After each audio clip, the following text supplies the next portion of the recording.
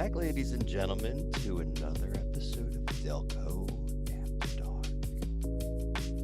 Tonight, we'll have the panel discussing all sorts of various fun things. Right now, it's going to be started with Carl Park and Patrick McCann.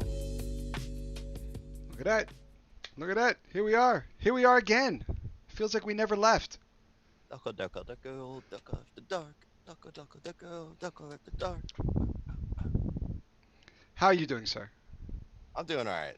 I'm up some downs. I'm all around, you know. You, oh yeah. Because let me see. Let's go back in time a little bit. The last I remember was it Monday? Monday night? Feels like forever ago. You were at an event. You were doing something, right? I'm never not doing something. But Well, I mean, I was doing something. you are one of the busiest men on the internet. I know this.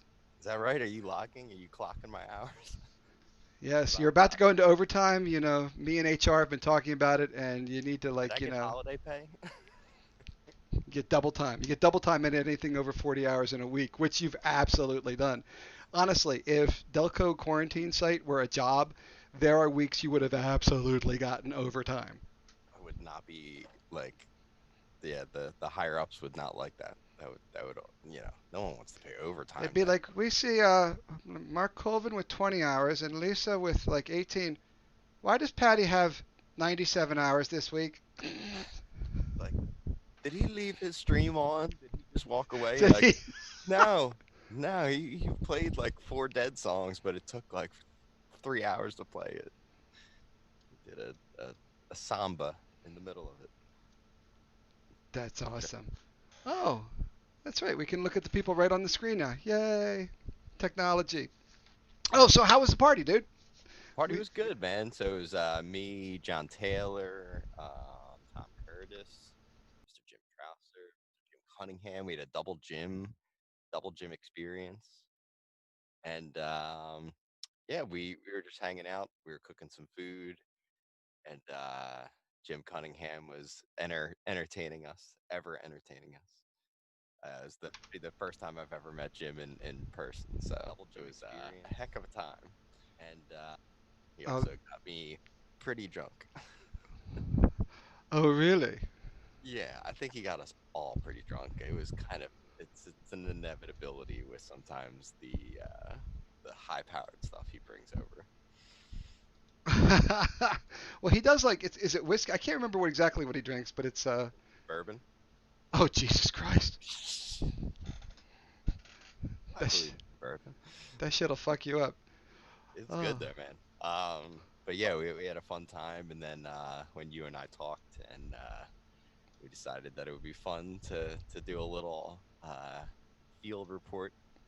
Um, but yeah, that went every which way it could go, and I kind of introduced everybody, and then Kirsten did her last song, and then yeah, we were just like, you know what? Why don't we hop back on in like an hour? It didn't seem like anybody was playing on a Monday night, so we're just like, yeah, we'll hop back on in an hour. If it's dead, it's dead, and we'll just mess around. So Oh, so you guys came back on and played. yeah, we did a little jam later on. Um, we did like 4 or 5 songs. I think I did 2 or 3 Dead songs, and then Tommy did 2 of his originals. He did the Human Juggernaut Juggler, I believe is the new. No, Human Juggernaut. I think that's it. It's something Human like that. Juggernaut.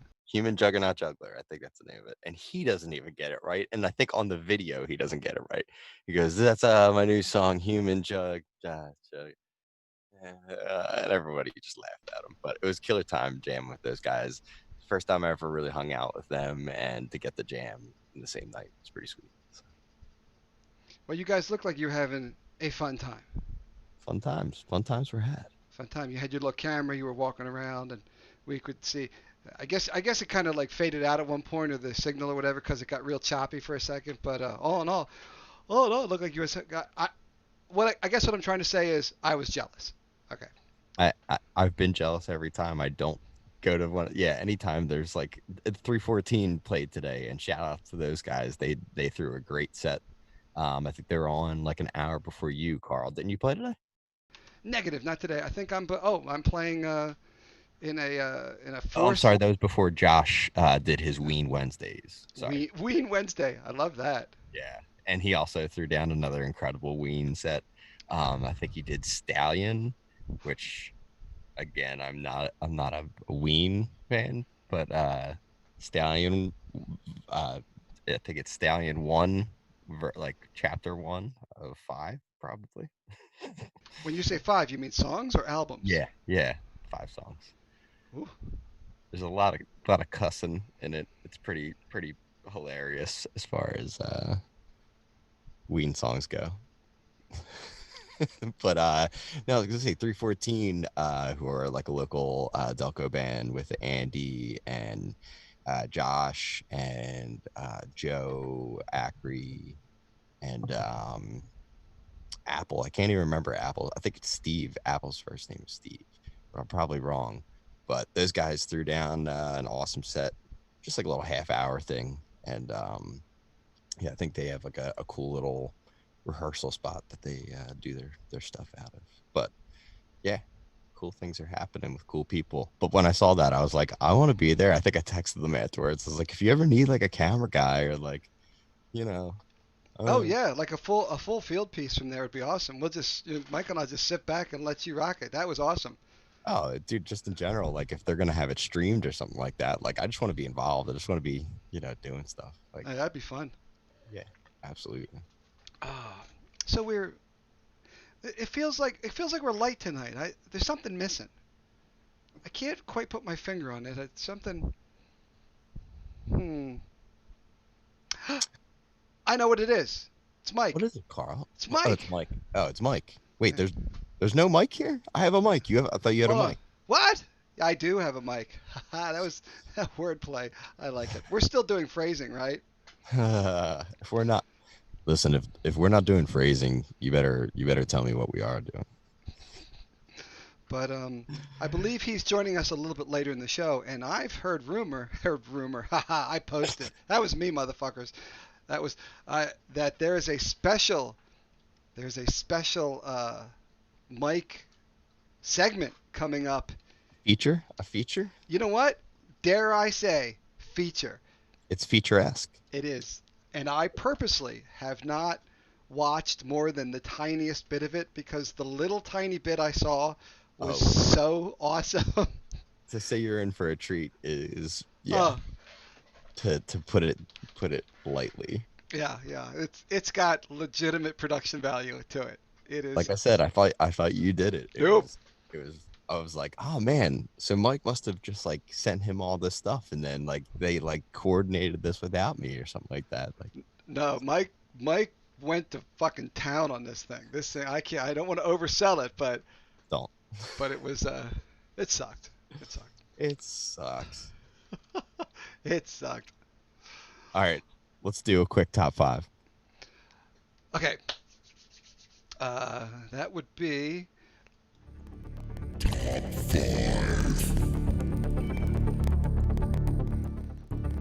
all right. There you go. So, what do you think? You got one loaded? I got an idea. Oh, okay. Okay. What you got? What you got, kid? Bring it. I'm gonna say, Carl, give me your top five Archer episodes. Oh shit. Okay. Obviously names can't really remember. I know them all though, so you just yeah.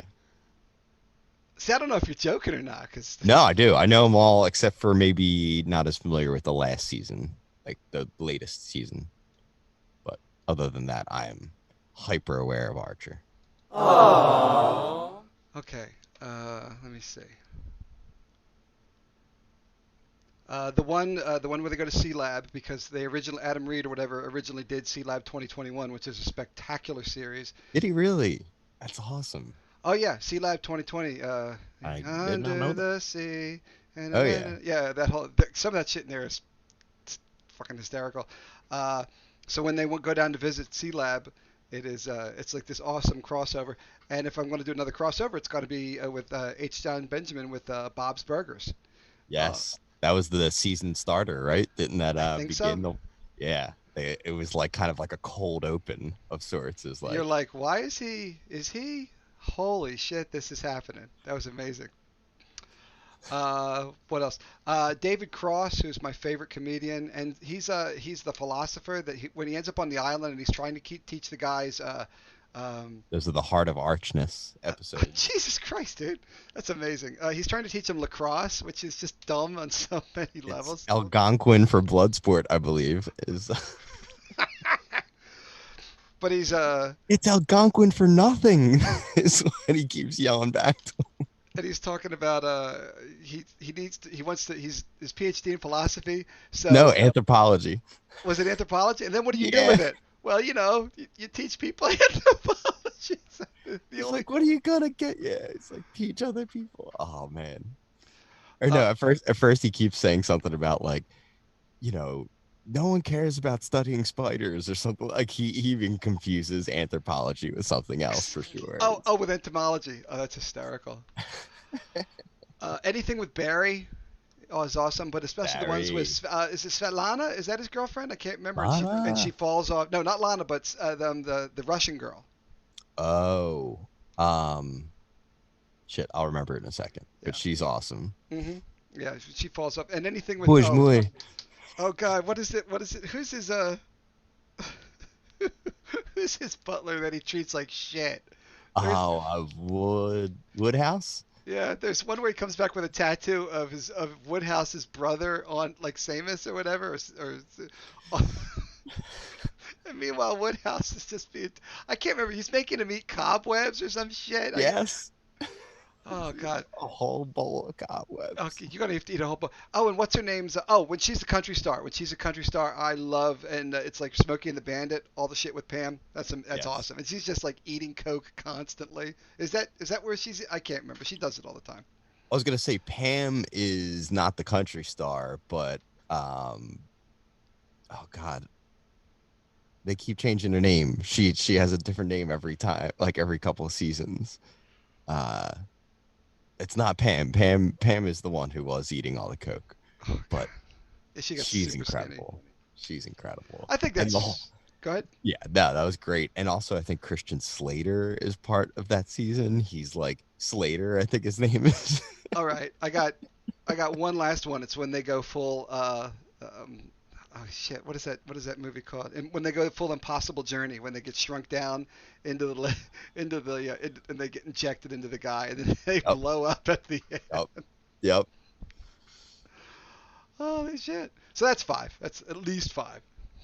Well, because you picked basically like three-part episodes, and you also picked an entire season with like the country route, the yeah, Yeah. outlaw country is what it is. Um, I'll say one of the heart of archness episodes because all three of them are my favorites. I believe Patrick were uh, who's Putty from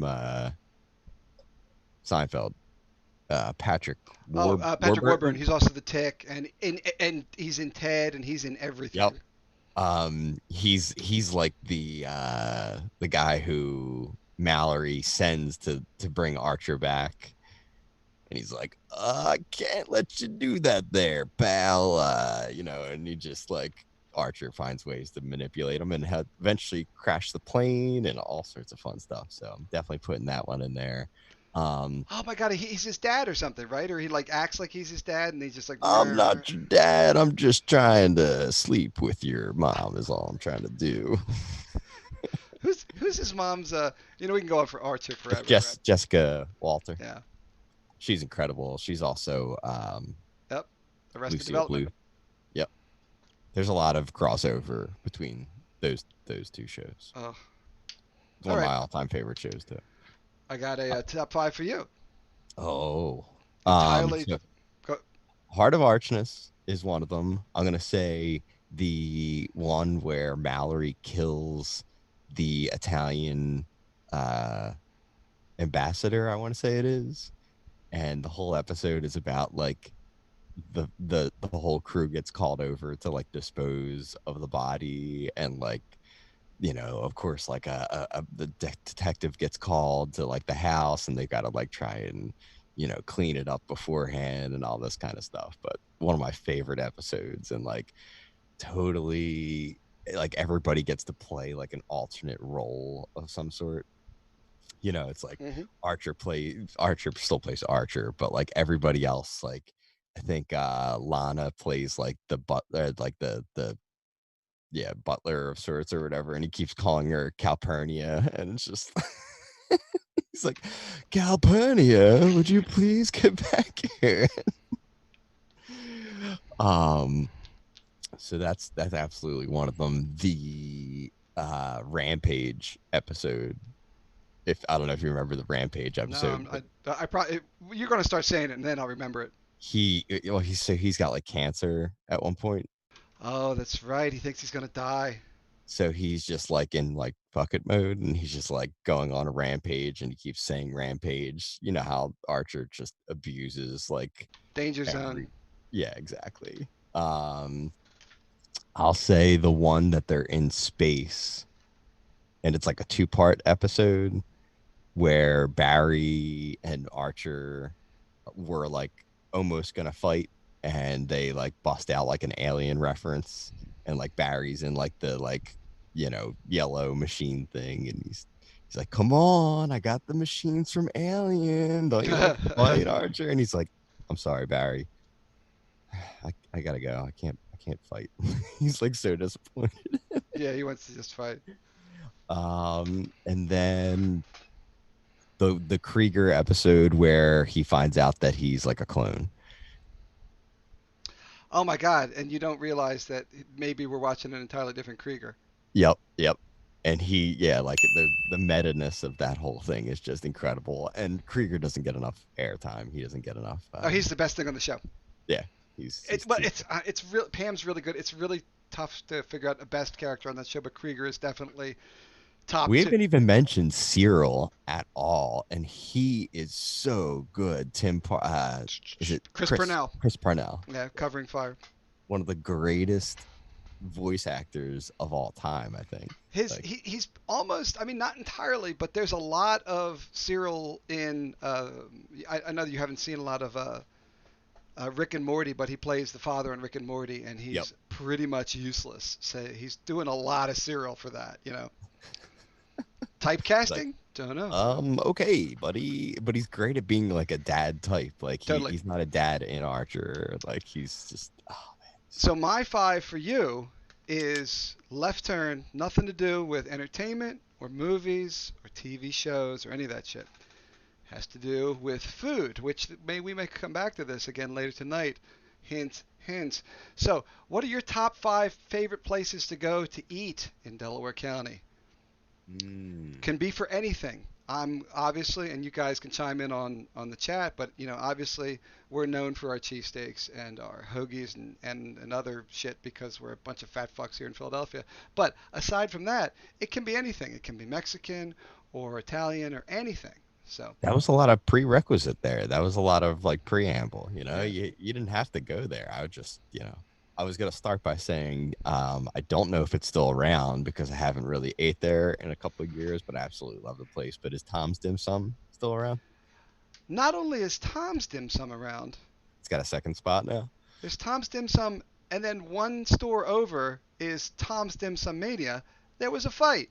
Guy that owned Tom's had a fight with the other people there, the investors or whatever, and he went, screw you guys. I'm going to go down here and make another one. So literally, you can go look this up right now. I'd show a picture if I could.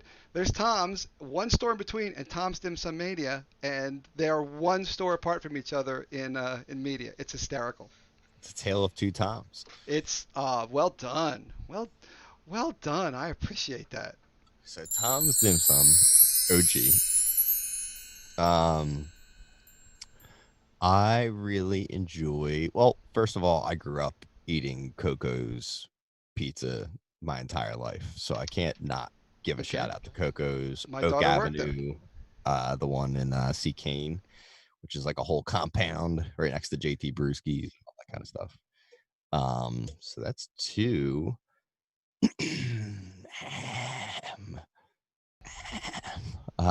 Number three, I won't even say it's so much of a restaurant so much as it's a cafe, but the Oakmont Roots Cafe is one of my favorite places. It does a lot of vegan treats. I think I may have mentioned that Batter and Crumb, a Swarthmore vegan pastry shop, they deliver pastries to the Oakmont Roots Cafe.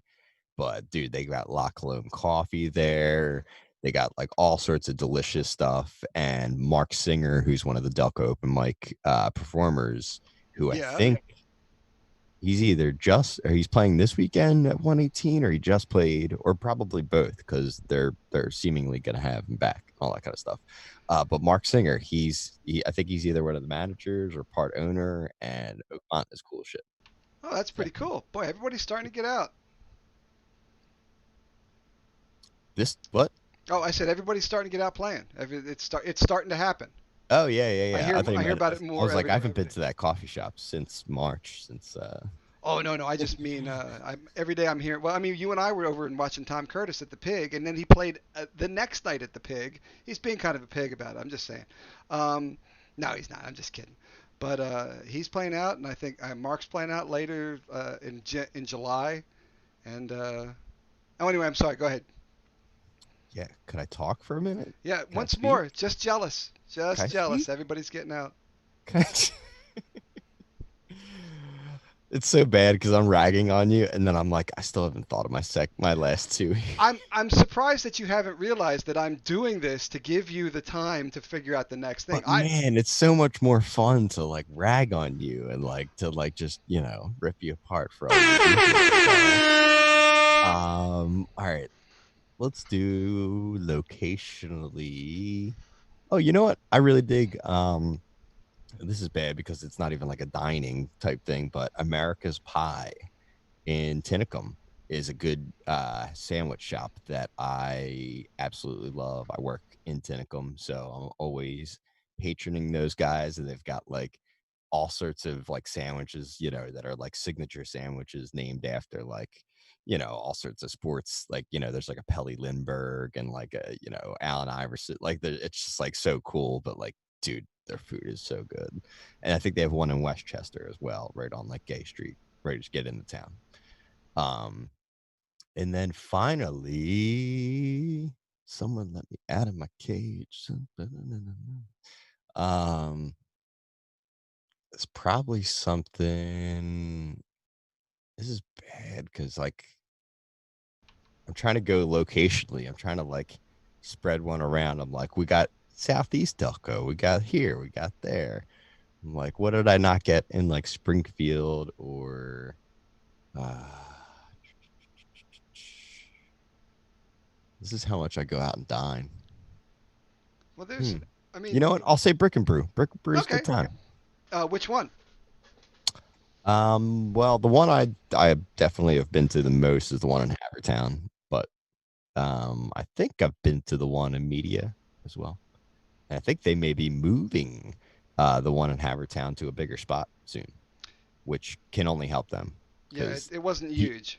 and it's packed in there, and like you know you can't keep turning down people or people you know not going there because they can't see the can't see the door. Anyway, we are up against the break, I believe, Carl. Are we We not? are. We are. So why don't we take a break and we'll be back in a little bit.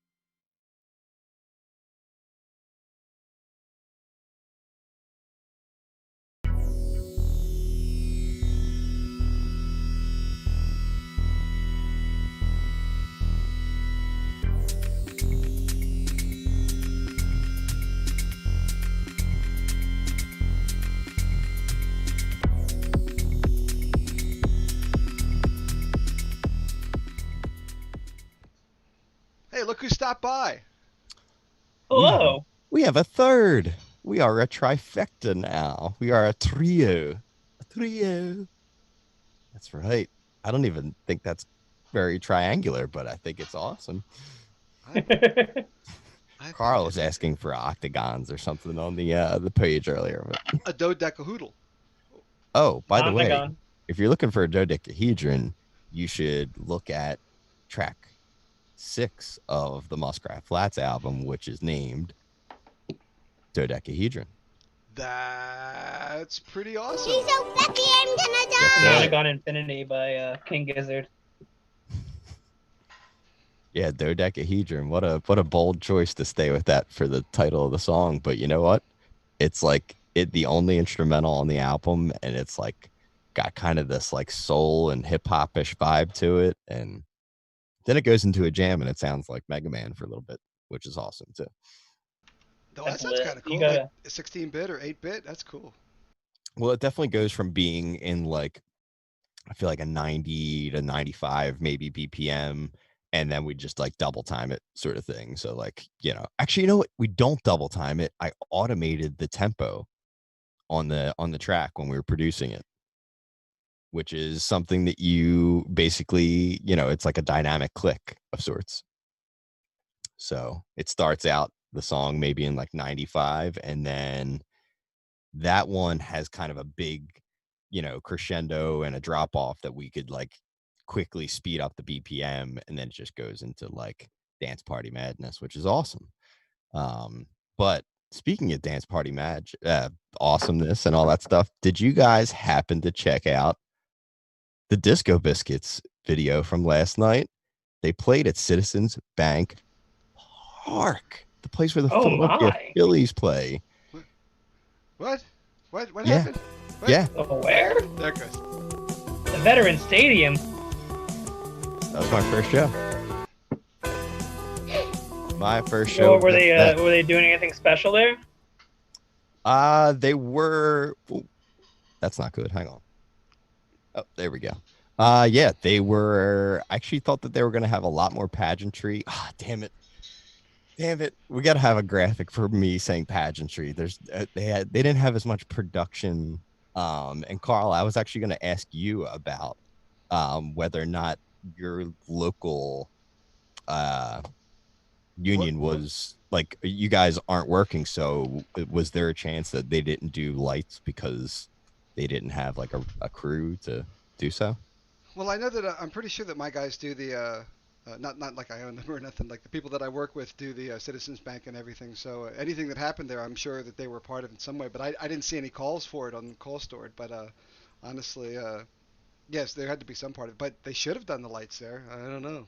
Yeah. No, I mean, I think the whole point of it in a certain way was because they were raising money, and they ended up raising 75K, I believe, as of the end of the stream, which is pretty gnarly. It's for plus one for Black Lives. That's super heady. And I think by making it a little less about the lights and about all the crazy cool stuff, like it's also just these guys have been apart from each other for the past 4 months as well. Like, you know, they if they're not going to do it in front of fans, like they might as well do it super tight in a circle, all looking at each other. And it was cool as shit, dude. They had all of the cool camera angles of like Citizens Bank Park. They had like a couple of drone footage shots that were just like stunningly beautiful. There's some great footage of like, the skyline from the stage. They were doing like a lot of those like cool like 360 kind of views. So they were like, it was totally worth it. And they were lucky because that storm rolled in. I think it just like went just north of the stadiums in the city because they were not under coverage at all. They were So flat on the ground so at they would second have drowned. base. They would have drowned out. I mean, they would have been rained on. You're saying? Yeah, or at least it would have time screwed up the timing of everything. But dude, Dan Baker totally like announced them out onto the park, which was awesome. They were like, hailing from Lower Merion, Pennsylvania, Aaron Magner. Like, dude, it's too cool. Like I gotta watch this. they all had Is it? jerseys on. Like the whole the trippiest part, like as far as visuals, was definitely the scoreboard, like the big screen. Hmm. They had like all sorts of cool visuals going on during that the whole time, and every single screen in the entire place had either the text to donate or the biscuits graphics and stuff going on. So that must have been pretty special for those guys. Like you know the show I should have been at the day that lockdown of quarantine happened was a biscuits run that won't probably happen till next year. And yeah, ever since then I've been wanting them at least to get back together. Their drummer has like this really bad asthmatic condition and For a flying. drummer? Jesus. Yeah, it's more I think he's got like an allergy that like induces the asthma. I don't know what it is exactly, but I know that he or like it's blood related, something or other, but it's not so much for like the actual like, endurance type thing. It's like something induces it that, has nothing to do with him running around because he runs like he just ran a marathon during the COVID. They What? dude, poor marathon runners who've been like working years and years to like, get ready for a crazy long run. And they're just like, well, you know what? I can still run without it actually being, a qualified, I'm gonna run it anyway. And that's kind of what's cool about running is you can, you're autonomous to, do it's upon you to keep yourself in check or to follow through on it if it doesn't happen. But anyway, he with all the COVID stuff, like flying with somebody who has respiratory issues is like a no-no completely. So I think he just kind of had to strap up and do a double down as far as least amount of contact, all that good stuff. But big on him for making it back east. And their guitar player lives in California now, and him flying back east is a big thing. He just had a kid like 3 months ago, his first kid. So Aw, go that's sweet. Disco Biscuits. I think they had somewhere up to like 500,000 views altogether between Facebook and YouTube. Wow, Half a That's really? million, amazing. half a million views ain't bad. It was basically like on I would every like release. that. Yeah, That would we, be we, nice. I'll take a hundredth of that. I like the 12 we have right now. Love you Oh, Yeah. guys. yeah. There's 14, Carl, and don't you mistake that there's 14. I love you guys. You're the best. Yay. Awesome. Yeah, I would like to thank the Biscuits for, not only raising money for an important cause, but also like bringing like joy to people during people still in like lockdown and whether it be we're in yellow or whatever. So I guess we're not really in lockdown. Well, A lot of either people. way, like they were telling people like, we want this to be right. Like, don't come down to the stadium and like have it be like, another story, that drags people away from. It's like just watch it from your homes. Just do the right thing. Just Be be safe, be there to enjoy it. responsible. Yeah, they're very responsible of them. Yeah, and I honestly, any Biscuits fan, like true fan, wants to see the broadcast. Like we're all tuning in. Like, I think people who are just like, "Oh, I just need to see anything right now. Like I'm going to go down." It's like, "Come on, man. Like, you wouldn't do that to your favorite band. Like if they're asking one little concession and you're not even going to be able to hear it very well. Like they didn't blast it throughout the whole stadium. Like they just had a really tight mix going. So you're just going down there for like I don't know, get messed up or something like that. But yeah, it was an People incredible be like that. performance. People Dude, be they like that. they did like a 20-minute version of Crickets, which is like a crazy cool song that's like mostly instrumental. And for them to like, that's a bold move. That was the final song of the set was Crickets. And they also played two songs that are like brand new that like one of them is an instrumental and the other one like I think they're still working out the lyrics to it and stuff like that. That's like mostly instrumental. For them to be on such a cool platform and a big platform, you'd figure like, oh well, they're gonna play the hits. They're gonna play like all the ones that like are popular. Is like no, they wanted to play a good set, just like it's another day on tour sort of thing, which is really what anybody really wants. So big ups to those guys. Love them.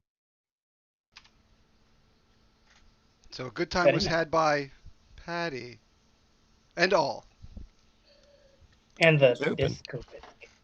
Absolutely. Ooh. No, they are incredible, and those guys have just done so much for Philly in general. Like, people in Philly should really, just appreciate that they really do love this town, and they've brought a lot of good vibes this way, and they will continue to do so. And yeah, they are as hardworking as it can be, and they don't stop, man. Their side projects are as good as their regular band, and yeah, it's just going to keep continuing to be this impressive force, I think. And I love that, man. I love a band. I love anybody kind of going above adversity, beating adversity, going against tough shit, and finding their way out. Carl, have you ever been there? Have you ever had adversity as maybe a musician or just? Well, back in the Oh, day, don't give me we this used to prospector. we used to lug our equipment upstairs, No, I and won't talk. then we'd take it downstairs, and Oh, you'd think gravity would help, I'm but it talking. didn't. It I'm didn't. It was just talking. as bad as you took it Talking downstairs. some tough shit, just like some uphill battle that you had to fight on some crazy musician front. We've all had it. Oh, I mean, I was talking to Frankie. Frankie opened. I think we talked about this after the show one night. Is like I was playing over Generations, and I had to chase down the fucking manager to get our money. I mean, Frankie opened for me, and then I did a couple sets, and we got a nice payday for it. I was like, really? You're gonna pay me that? Okay, cool, whatever. And then the night was over, and I'm like, "Where's such and such?" And he could not be found. I literally had to chase him to the back of his office, like upstairs, to finally get our check. Oh, that's brutal. Oh, it was. It was. He's so peppy, I'm gonna die! I was It trying to was think no if I've fun. ever had a car break down on the way to a gig. I don't think I've ever had the day of, but I've definitely not had a car because my car broke down, days before. I was And that, stuck in a snowstorm, like with a gig coming up in like 2 hours, and I was stuck out on Sproul Road. Like it was like 2 or 3 years ago with that massive storm where they're like, there's going to be some flurries, womp. And I got stuck out there on Crum Creek Road. If any of you are familiar with it, and then my daughter and I were oh, just like going to go, God. what? Why were you on that road? Because it was backed up. It was backed up so far, all the way up to Marple in Springfield, over near Cascadas, which is a good place to eat, by the way, since we're going back to that. But I was just like, you know what? I'm going to get off from Crum Creek. I can do this. Oh God, took our lives into our hands, man. That was like a friggin' frozen roller coaster. Sounds crummy. Oh man. Really big shoe. A really big shoe. Oh man. Well, what do we got? What do we got going on, guys? What are we thinking? Well, So, does anybody like cooking? I do. I do like cooking. I especially like pizza. I like cooking, but I also like other people cooking. You ever I want to like to watch cook. somebody cook and they don't know what they're doing? They're just really drunk and high and having a good time. That sounds like a ballin'. That sounds like a great feature right there. I would want to feature that on our show. Hmm. That sounds like something that we should probably watch right now, right? You Make it should. happen, Carl. Mike, did you want to introduce it in a neat sort of way? This is a brand new segment. Mike, So I want to introduce it. I do want to say explicit content. Very explicit. No nudity, thank God. Noodledy, noodlety, all the noodles. But Al dente. words were said and things were had. But yeah, enjoy it. I cook to you guys something good and pretend to eat it at home or make it at home. All So right. without further ado, watch me attempt to cook.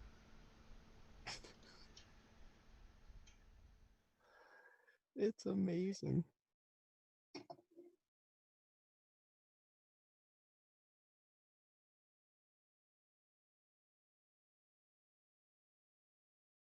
Guys, stars, and fishies because I'm a family. And fish are pretty cool, and I'm also 5 years old, and I love... Hey, don't argue with me. Shapes taste different. They taste different than regular noodles. First, you want to put water in a pot, and I usually fill it until it gets to those two little nipples there. Meantime, we can look at how pretty the water is when it's filling. Yes, that's 6. Alright. Then you want to turn on your stove because you're not a witch and you can't just turn it on by magic. So you're gonna, this is the part where it gets really boring. You're gonna have to wait for it to boil. So why not have a beer? Because a watch pot never boils, so get drunk and forget it. And then watch your house catch on fire. One little secret trick you can do to get your water to boil faster is you can sing to it. Boil water faster. Water, please boil faster. You stupid fucking bastard. Why don't you boil faster? We have our ingredients, and we can, we need vegan butter and unsweetened almond milk. I don't really... So in here we have oat milk, but it's sweetened, but I don't give a damn. And this also has flavor. So it's going to taste weird. Again, it's not a neutral milk. This is not a neutral milk hotel. But we're going to use these two. This is a really good butter substitute, by the way. Great olive oil taste. And, oh yeah, of course. Important ingredient. You can see the bubbles are beginning.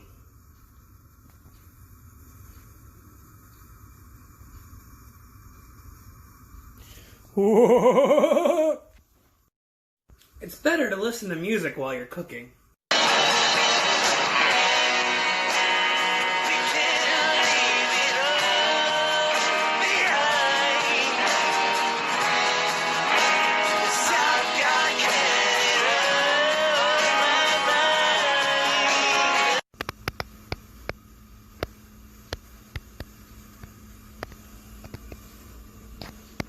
Now we add the fishies.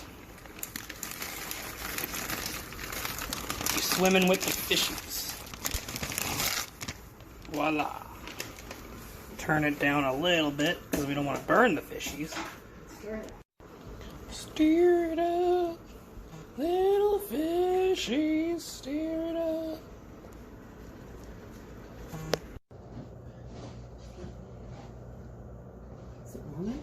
No.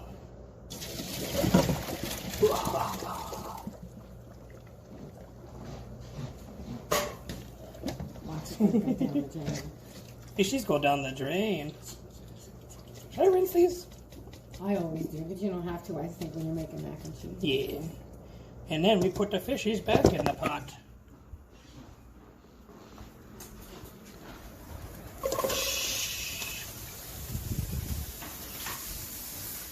Now there's measurements, but I don't really care, so I'm going to pour a little bit of oat milk. Sure you don't want your whole camera? No, I'm good. The more ridiculous, the better.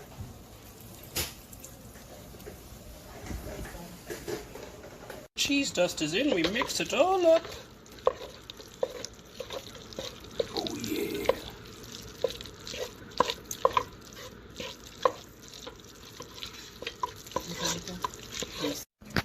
And then you try the finished product.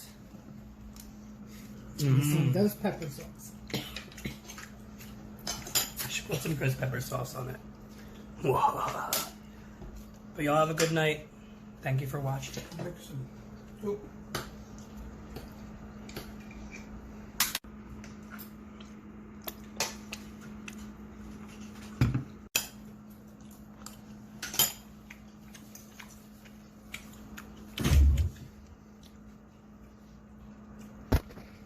I'm not sweating, you're sweating.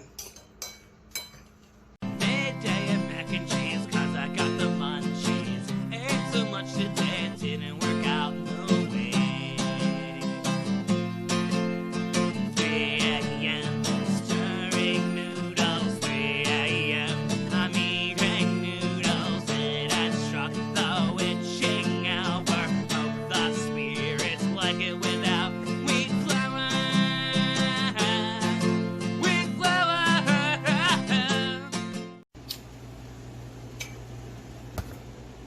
Let's cook. Today on Cooking with Scandal. Well, that was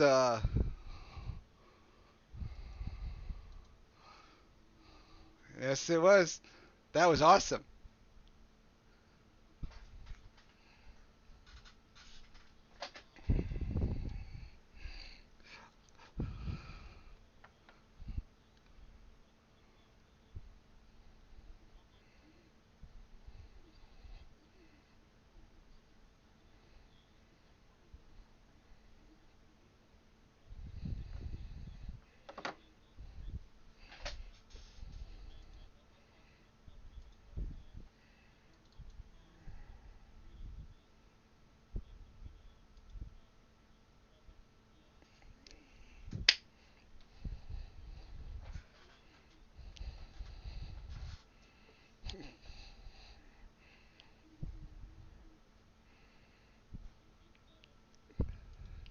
Well, shapes taste better, right? Isn't that what you were saying?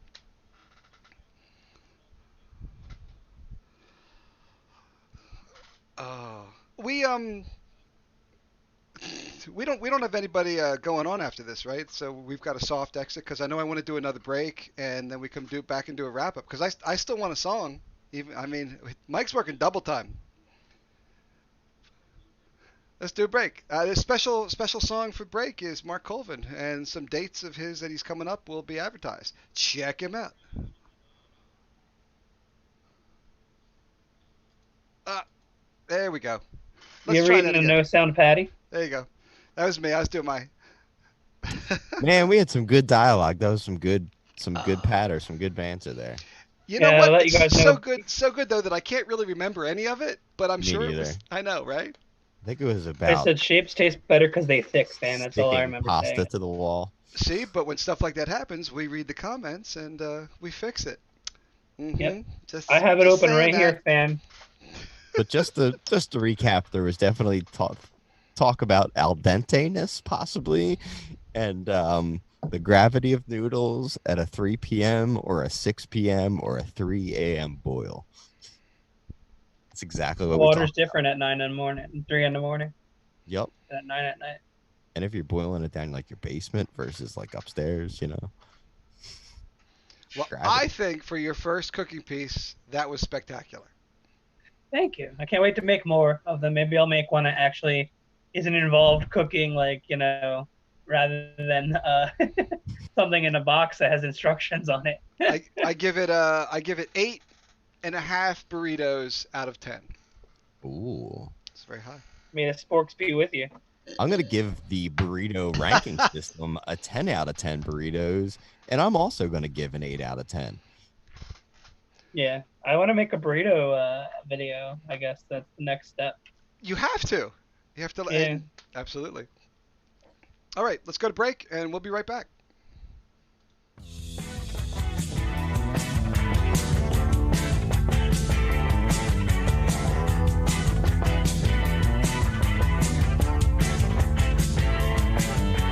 Salesman reaches, loving parent reaches. First 10 years, experiencing tears. Knowledge is all for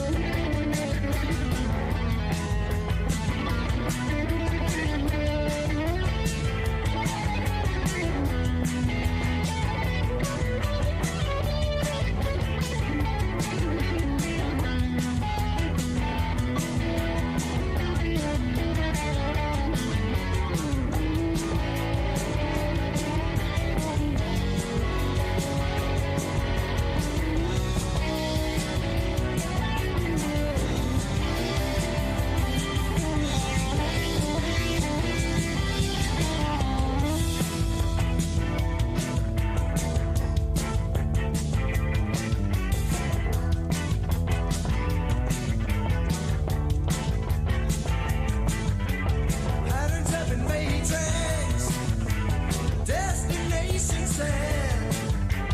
Child's my reaches. Loving parent reaches. Knowledge is taught for answer sought. Child's my reaches. Loving parent reaches. Loving parent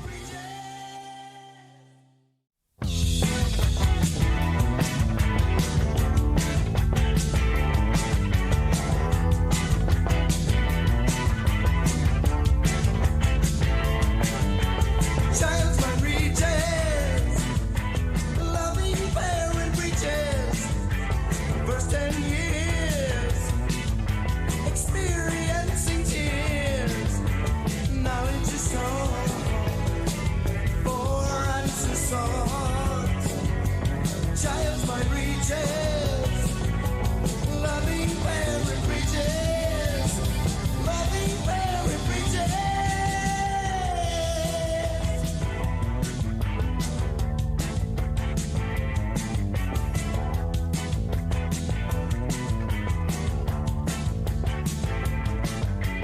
Questions from our childhood, reasons why are understood. Placement but no choosing, destination set. Knowledge is taught, or answer sought. Child's mind reaches, loving parent reaches, loving parent reaches.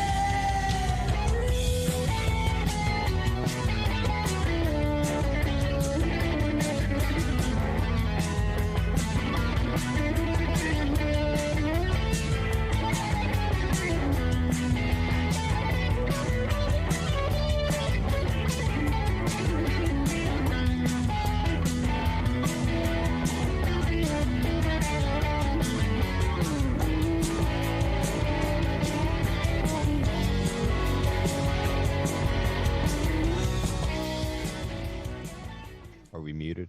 We are not. We are back. We are back. Thank you for inviting us back here, Carl. Thanks, Delco, for being here, watching our show. And Love I have to do, what is it? Like not an omission, but a correction, which is, of course, that song was "The Answer Within" by Mark Colvin. It was not whatever I put on the crawl before, because I loaded that one up first, and then he's like, "Could you do "Answer Within"?" I'm like, "Absolutely. Let me just fuck up the name." So that's actually "The Answer Within."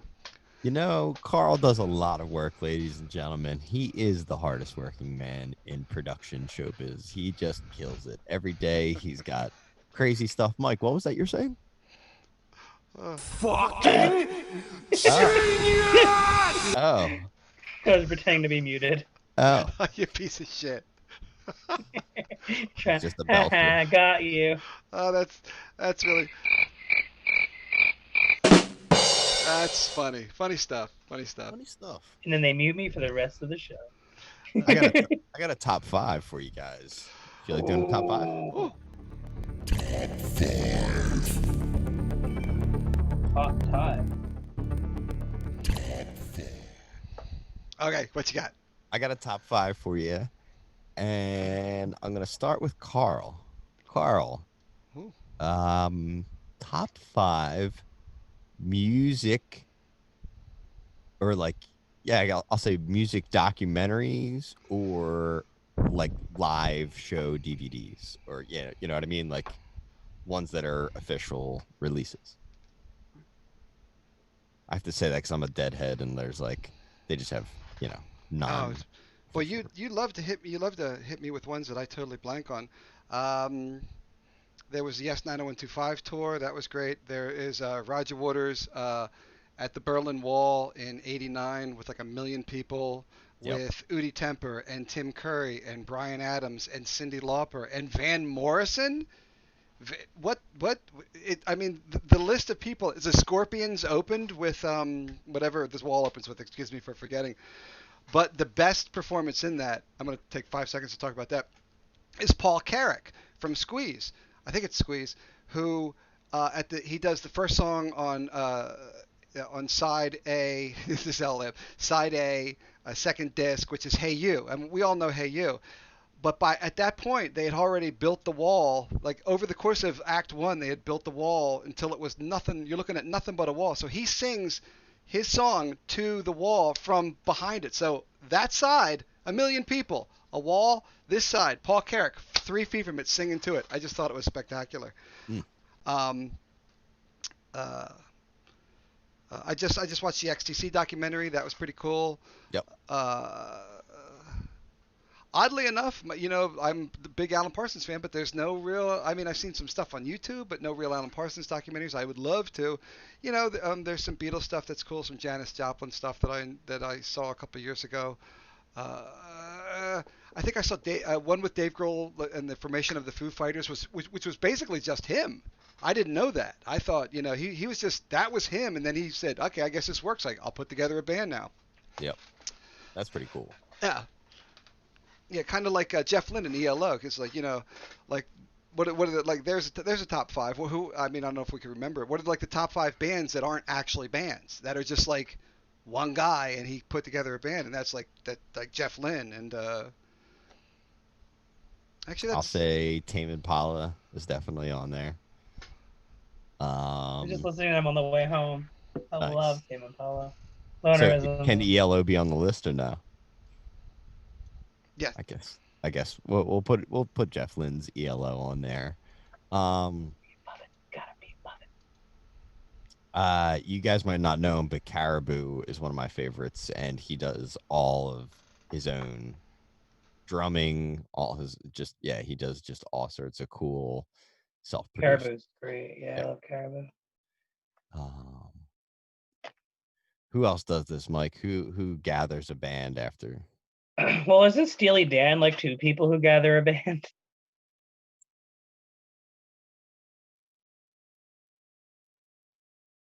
I'm not putting Boston as the final one. We're not putting Boston as the final one. Boston is Boston, okay? They don't need an extra accolade that like it. Should I answer the documentary one as well? Yeah, I would love to hear your documentary one. Yes. All right.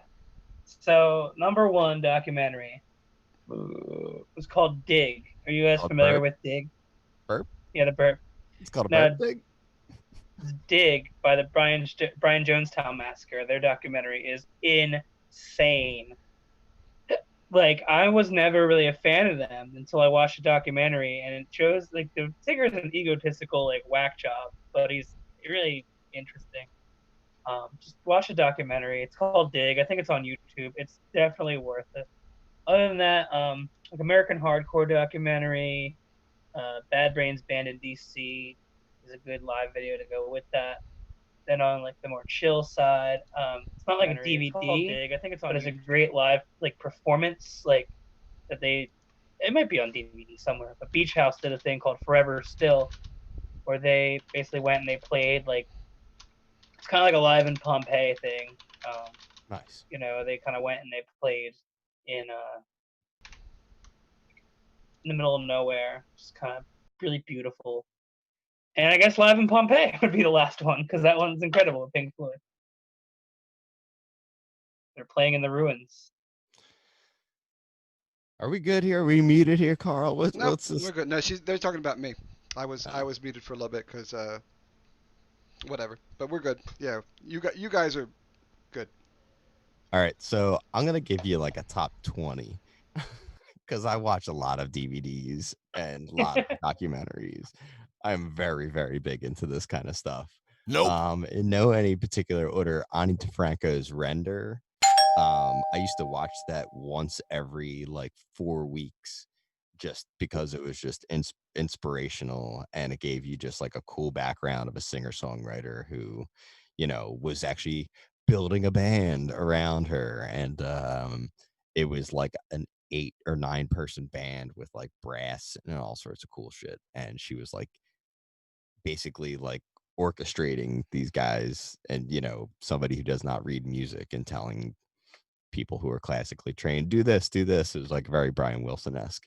Yeah. I'm gonna throw Last Waltz in there. I'm gonna throw I don't know if okay. Let's say Well, there was just one that just came out called something in the Canyon. It was about Laurel Canyon. That was super heady.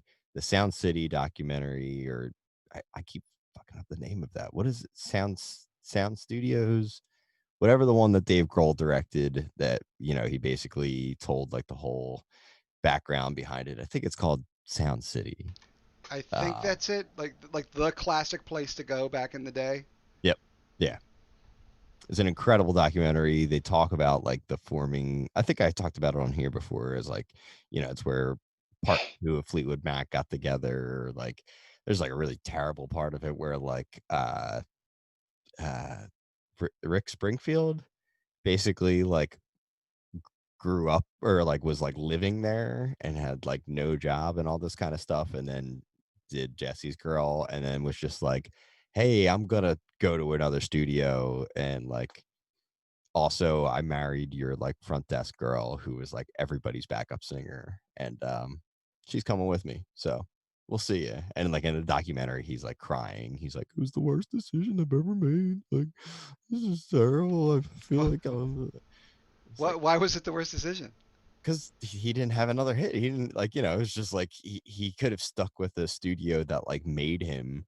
And he was like, no, I'm going to go with this guy who's like doing everything in the box, everything, you know, you know, synthesized and all that kind of stuff. And it was just like, all right, well, you could have kept the revenue coming for this place that like hooked you up, and, you left and then never did anything. And, it's karma in a way. Karma's a bitch. I was gonna say, yeah, man. Like, Right.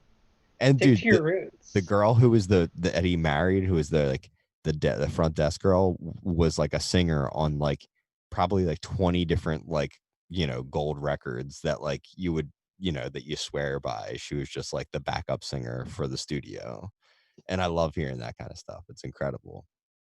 Um, let's say Pulse. I love the Pulse performance. I have that that DVD. Um, Jackson Brown, there was a documentary about him, and I think it's called Coming Home. That was really inspirational to me growing up. I'm gonna go performances though. Okay. Also, by the way, this U2 documentary that I think I've brought up a couple times. I think it's called From the Sky Down. You Is did bring really, this really up. cool. It's about Octung Baby and like the making of it, and it talks about the Berlin Wall and how they basically were going to the studio in Berlin that Bowie had recorded at and Iggy Pop had recorded at, all this stuff. In the Berlin trilogy. Good Yeah, shit. and it did not end up being um yeah, it didn't get them what they wanted. The fruits of their labor did not come to be for the most part until they got back to England and all that kind of stuff. I'm going to throw out any documentary that you can find on YouTube for Brian Eno, because there's about 7 of them that are just like weird little BBC things, but like there's some really cool stuff in there. And like, especially if you're somebody who's like, I'm not the greatest musician, but I know music. And yeah, he's like, I don't understand music, but I make it. Yeah, I need to watch those. I'm a huge Eno fan. Yeah, I'm at the point now that like if I search on YouTube Brian Eno documentary, each one of them that comes up has like the like color of the The link. red bar. Like, yeah, as you already Yeah, I watched all these. Yeah, he's a big influence on when I do my keyboard stuff. It's like just music where you can hit one note for a little bit and drone it. And Oh yeah. There is a Jeff Lynne documentary that I think I bought it recently. But it's absolutely incredible, and it's got every like heavy hitter as far as like someone to chime in and talk about. oh yeah, Um, someone said Spinal Tap. Hell I, yeah. yeah, I was gonna say Everybody- I'm seeing Spinal Tap on there, and I totally yeah. agree 1,000%. Um, yeah, I think there's at least 10 there. I've got a lot of DVDs of just live performances that are incredible. Like There's one with Bruce Hornsby that I forgot. he's got Pat Metheny and Sean Colvin and Jerry Garcia and just Mark Colvin. crazy amounts of people sitting in with him. It's like, We forgot an important live uh, album, DVD, what have you. We forgot something. stop making sense. Yeah, you know. It's very fundamental. And then watching the documentary now, spoof on it with Fred Armstein, is amazing. Have you seen that, Patty? Yes, yes. I It's spot absolutely love on. Fred. Fred's incredible, and he's like the perfect person to do it. Like, like he- someone who absolutely appreciates like talking heads, like he does. And, Yep, it's amazing. my dad is a big fan of the PBS country music documentary series that just came out, I think, in the past year. But it's like a 7-part series, and it basically talks about like the origins, like all the way back to the beginning of country music, and how it was basically formed by like 4 like families and just like splintered off from there. And, yeah, it's pretty wild. And then you're like, oh, that's where Earl Scruggs and Monroe and all these guys are like, I've heard those names before. It's like, yeah, they're literally founding the music, and that sort of thing. But it's cool. They talk a lot about Dolly Parton and all sorts of cool peoples. I love Oh, music documentaries. right? They're fabulous. Oh, they used to have them on all the time, behind the music. And then they're always like, Act 3, they were always like, the band's about I to bet you break that's up. why I like them so much. Honestly, those things were really engaging. Like the behind the music things, like they made them more dramatic than they should have been. But like you wanted more content. Like that was the beginning of like the give me more content. Yeah. They started doing like the behind the scenes of music videos. I know on like MTV, like they'd show you like on Friday, like we're gonna show you how you did the Britney Spears music video, and she was on harness and we flipped her around and just crazy stuff was happening. We had pyrotechnics. Oh, that's Oh no, like the Britney old Spears caught on fire. it's like the old pop-up videos. Remember, like the little. Are you Oh guys too yeah. young for that? Like the pop, pop, Oh and they hell would no. put all the. Yeah, Pop-up they're video. great. My next music video should be a pop-up video. Oh my god. And the box. Should we just do a whole episode about the box? I Or think like we already What's did, the didn't box? we? The box, box? dude. Are you that old? Well, one time. Yeah. What's the box? Seriously. What's in the box? What's in that box? That I know. Or the box by Dead Gwyneth Paltrow.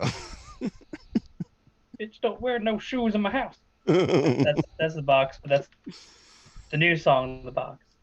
Box. I think we might have talked about this. Did you ever like memorize the phone number digits for like your favorite video? Because you would see them dialing it in the corner. So I'd be like, oh, someone's dialing like the Offspring's original prankster. Oh no, they're dialing Nickelback for Creed. I guess would be one time. They did some sort of like like different voting format eventually, where like they changed it from the original format, and I feel like I would start like trying to find who was like the horse that was like maybe gonna like maybe between the top 2. I was like, I'm not gonna vote for the third one even if I like it, because it's obviously not gonna go to the winner. So yeah. Oh, I vaguely remember that. Like it was after that was more an MTV thing, wasn't it? It was like the last part of the box. Like they were tanking at that point. Yeah. They Grasping tried at to straws. yeah. I think it was channel 61. Wasn't there something called Control Freak on MTV where they do something like voting for videos? I forget. That sounds about right. Jon Stewart used to be on there. Jon Stewart's got a Yeah. new movie coming out, and Yes, he also does. he's just the man. And I love him. yeah, anytime I hear him talk, I'm just like, oh, I miss you. I'll give you hugs. He puts things in perspective that we need. Dude, He and always he's does. out in the middle of like nowhere. He's like in the country. He's got like a farm in New Jersey, and like I think they like He rescue got like animals. chickens. Yeah, like Yeah, chickens, yeah. dogs and cats and whatever else. Trevor Noah's pretty great too, though. They're both like very they put things in perspective. I think so. He signed like some sort of a deal with HBO where, like when I saw that news came out, I was like, oh shit, we're gonna get like a new Jon Stewart show. It's gonna be incredible. But then I realized that he's gonna be directing things. He's gonna be producing things. Like it was more of a, six deal. It wasn't just for a show or anything like that. But I think even John Oliver is like a Jon Stewart production. So Yeah, and Very I good. think Colbert is too a little bit because it's got that little it's got that little fish, that the busboy or whatever. That's part of John Stewart's production yep, company. I think he's got a little bit in that. I'm not positive of it, but I I think wouldn't be so. Yeah, surprised. nah, he's definitely a smart dude for sure. Yo, who misses the Colbert Report? That show was baller. Dude, I was just talking about that earlier tonight about that 1-2 punch of just like Jon Stewart and then Colbert, and it was just like, and my favorite part of the night was usually the crossover when Colbert would come on for like the final like 2 minutes of Daily Show, and he'd be like, "What do you got for us tonight, Steven?" And he would, And he would just John, totally punch him. yeah, Yeah. It was but it so was great. Like satirical. the whole like Papa Bear thing was just like so great. Like his love for Bill O'Reilly, it was just, I We just need love, satire like that right now. We really do, dude. man. So who was his final performance? What, Live Colbert's? performance. REM? Was it REM? I don't believe it was REM, but they were in the final week. They were, yeah. Who was it? That was an awesome performance. I think they debuted a song on air. REM did. If I'm not mistaken, I think it might be Kendrick Lamar. Wow. Really? Oh, I need to watch that then. It's either Kendrick Lamar or it's Tom York from Radiohead. Dude, either way, you're winning.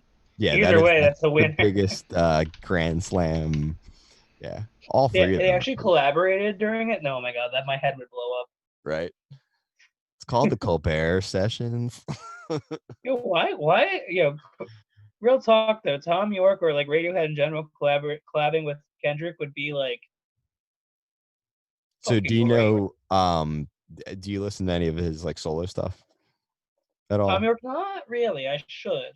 It's really cool. It's not all instrumental, but it's very like minimalistic and that sort of thing. And it's kind of got like those like really like wicked beats that like maybe like the gloaming has, and like some of those just weird loops that you'd hear in a Radiohead song, like a lot of that pre-programmed stuff. But he had this Atoms for Peace album where Flea was the bass player on it, Yeah. and it's gnarly, dude. Like I think he's actually on 2 albums at this point with Tom York, but like, dude, the first track, Flea doesn't drop in until like I think a minute and 10 seconds into the song, and like there's just no bass, no bass, no bass, and then he comes in on like the 3, and he's like boom boom boom boom, and you're just like, oh, what the There he is. dude. And I was like, I'm in. You locked me in. Like, it could have been done different ways, and that was like the most captivating way. Like having Flea and Tom York, god damn, like super heady. That's awesome. Yeah, definitely look it up. Atoms for Peace, and then just the Tom York solo albums are I've really heard a cool. little bit of the or I've watched like videos from the soundtrack he did. I loved that. Yeah, Only a yeah. little bit of it. I need to listen to the whole thing. I don't think I have yet. Ooh, also speaking of soundtracks, have you ever listened to the one that they wrote for the James Bond movie? I think Dave Willett might have played it for me once. Yeah, it's called Spectre. It was supposed to be for the Spectre movie. I Yeah. think they ended up going with like Adele instead or something like that. But yeah, they basically recorded the song, and then the production team denied it. and then went with another Random. song. I was like, did you really deny a Radiohead song? And dude, it sounds like uh almost like spinning plates, like just that like What? haunting. Are you asking what from me? What? Yeah. What? Spinning plates? Like spinning plates is the name of the song. And yeah, it starts out with just Tom York on the piano, and he's playing these haunting, kind of things. I But love it. I love Radiohead. It's such Spectre, the a theme song, they put it out anyway as like a fuck you for free, I believe, on like SoundCloud and shit like that, which I yeah. thought was awesome. I was like, yeah, you better not let them like take rights to it. And they're like, no, you're not canning it. We're putting that out anyway. Like, and by the way, we're calling it Spectre. Tom York would not stand with that. He would stick to the man Oh, as dude, he and was. it seriously would have been an incredible theme song. It's haunting, and like that, it also had the production and like there's like string sections. The way that like Moon Shaped Pool is like, it definitely gives you like an insight to like where they were from King of Limbs going to Moon Shaped Pool, because that was the only thing Yeah, they did between now and yeah, I love talking definitely brought Radiohead. in a great record. Oh, you know what? Speaking of Radiohead and documentaries, they have a documentary that's incredible. It's called Meeting People is Easy. And it was right after Kid A came out. And it's about like I'm sorry, after OK Computer came out. And it's just about the tour after OK Computer. But it's called Meeting People is Easy. I would love to see if them do one like after Kid A. That would have been nutty. Yeah. Well, dude, it's still nutty to see them after OK Computer when they're still in kind of like punk rock, esque vibe, and like Tom York's hair, changes every like 10 minutes, it seems like. But like, you're like, man, like they really like they got more nuts, but they also like settled into like an aesthetic to a degree. Like, The OK Computer's a nice happy medium where it's like kind of raw at times. They're kind of still finding their groove, but it's very, way ahead of the first two records. what's am I thinking of Airbag? What's the like, hey man, slow down? Hey man, slow down. Might be. I think that's Airbag. Is that off that I think that's off of Kid A. I think it's one of the first songs in Kid A. I don't think I'm that's so on bad with OK. song names. Let's consult Spotify. Hey Spotify. Are we just speaking a different language to you, Carl? Oh yeah, I'm working on other stuff. Because I don't know. I don't know what you're talking about. I literally haven't listened to a song before 2000. This Britney Spears, she's famous, right? I'd love to make fun and say that I'm joking about that, but it's mostly true. You You get. gotta listen to Radiohead, man. Radiohead's the freaking I like. couldn't tell you a single Radiohead song. Gasp. You're Uh, kidding, right? you've No, definitely I'm heard absolutely, Creep before on the open mic. You don't know that it's a Radiohead song, but probably. Creep. You I'm don't know. a You know creep. Creep. Oh my God. You've heard Mike perform it probably. No, I've I pro- think I've Karma pro- Police. I've probably heard it, but I didn't recognize that what it's from. But I'm the same way with the Dead. I'm very, progressive rock, mid '80s. That's my thing, and I never grew out of it. I just loved it. Radiohead's pretty wild, dude. They're like a top 5 band for me all time. Oh, Like, but Airbag is Airbag is what? song one on OK Computer. I was going to say I've heard of OK Computer because that everyone I talk to, It's which is mostly monumental. you guys, just loves that like top five. That's one of their top five albums. Carl, What? I'm gonna sing you two songs. I'm a creep. I'm a weirdo. What the hell am I doing here? I don't belong here. Oh, did you write that? No, that's Creep. You don't know that song? No, isn't it Karma amazing? Police. Isn't Karma it? Police I cover a lot. It's this is what you get. This is what you get when you mess with us. And then the video was that music video on the box really got me. Really got me.